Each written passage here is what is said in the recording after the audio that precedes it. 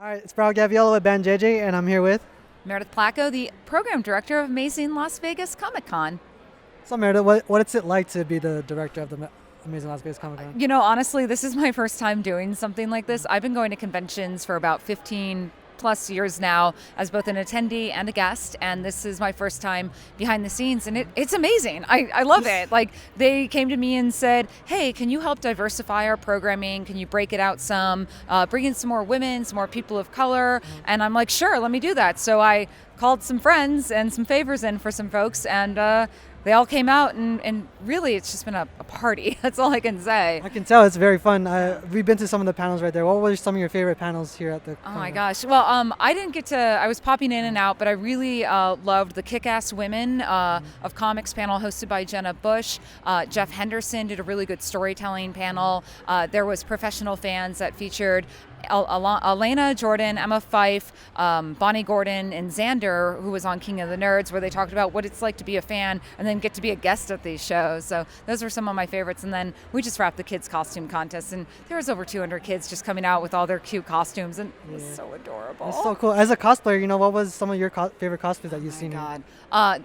All the like Poison Ivies and Harleys, those were great. I will have to say my personal favorite costume was there was a girl dressed as Supergirl, and she had actually had the screen printed like not polyester, polyurethane onto the dress, and I'm like, this is movie quality. So from a huge like, how do I deconstruct it? I was like, oh, okay, you gotta hook me up. You teach me this. So it was really good. That's awesome. So do you have any advice for like aspiring filmmakers like us to break into the entertainment and media industry? Yeah, you know what? Do it. Just out there, do something every day. I moved to LA on July 1st of last year. I quit my job as a producer for NBC because I wanted to be on air. And from the moment I landed on that ground, I worked every day, phone calls. I would do any gig, no matter how big or how small it was, if it paid or not, just to get the experience. I'm going to get my name out there, but just to get the experience. And really, the thing is to get there, just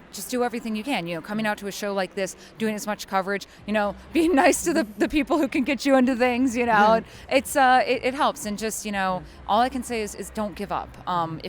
There's a tough time back in November where I was like, how am I going to pay my rent? Like, I got to feed my cats. This is tough. I should never have quit my career. But I pushed through, and now I write for geek.com. I'm doing like hosting stuff all the time. I'm living my dream. So just keep at it and don't give up, because, the world is here for you, especially if you're a nerd. It's our time. It's our time to shine. So I actually have a show called the Marvel Movie News Show on the Popcorn Talk Network. We were brought in by a group called the Schmoes Know. They're a really popular movie review group, and we every week I get to talk about Marvel movie news. Like, we speculate who's going to be cast as Spidey. Is it Asa Butterfield or is it Holland? Who knows?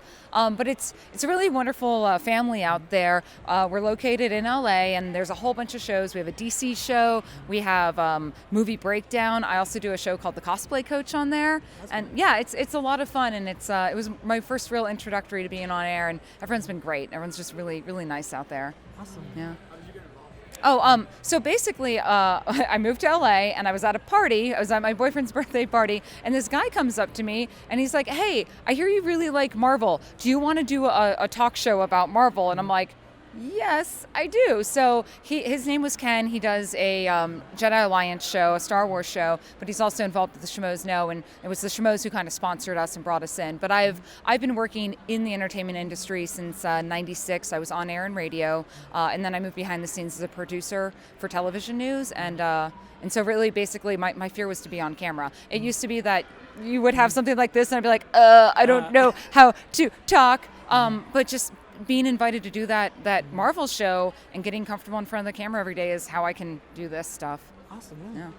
Yeah. If you're looking to branch out to a bigger network where you're having multiple shows on, the big thing is actually getting to to partner with YouTube and making sure you can have the segmented shows. Because if you're just a single person, if you notice your YouTube, you can't break it up to here's the DC show and the Marvel show and this and that. So you have to kind of reach that certain number with YouTube and branch and partner out. But in terms of creating content, here's the key. You need stuff that's evergreen. You need stuff that people can tune into today, next week, a year from now, and it'll still be relevant. But you also need that fresh content. If you're here for entertainment, if there's some breaking news, go and break that. Just get on camera. I don't care if it's your iPhone. Just do something quick and be like, they just broke who's cast for Spider-Man. We know who's going to be Spidey in the next Captain America Civil War, and get that out there, because that sort of stuff, other networks will start sourcing from you. And once you do that, it's just amazing, this effect that like people glom on. I mean, I had like Slashdot and Film.com source me last week for a scoop I did, and just being on top and in the forefront and there, like right there, so people can pull from you. That's the way to do it. Awesome. Yeah. The key for really good scripted is have it look a little bit polished. Anyone can kind of shoot some stuff online, but making sure that you have a good script, a good cast. And here's the thing, like I have a couple friends who do web shows and they're really great and they're fun, but there's an issue when you can have too many cooks in the kitchen. Have someone who is a director, who is going to be your talent. You need someone who's going to produce. Everyone wants to be on camera. It's the fun part, but making sure you guys know your role and know who's doing best, and then switch it up. It doesn't have to be, the Meredith show every time, but really just having that solid content and having everyone bring and produce the best at what they're doing is going to make a really good, cohesive, and fun project. And make it fun. People like it's funny though. Comedy is actually harder to do than drama, so if you can do comedy right, you'll win. Nice. Thank you so much. I know it's your first time leading this project like this, but I want to say thank you so much, and you did an amazing job. I know. Well, I don't care what anybody says. Oh, thank you so much. Thank you guys so much. Yay. Go make the things. Thanks, Meredith, Thank so much. You guys. Hey, it's Brad with BANJJ Media. I'm here with Chris Casamassa. Yeah, Scorpion. So what do you think about the new Mortal Kombat games? I love the new game. Yeah. I've been to Vegas a lot of times before, so this is my first con here. Right now, it's so far so good. I mean, the people are always pretty excited to watch around here. So yeah. Awesome.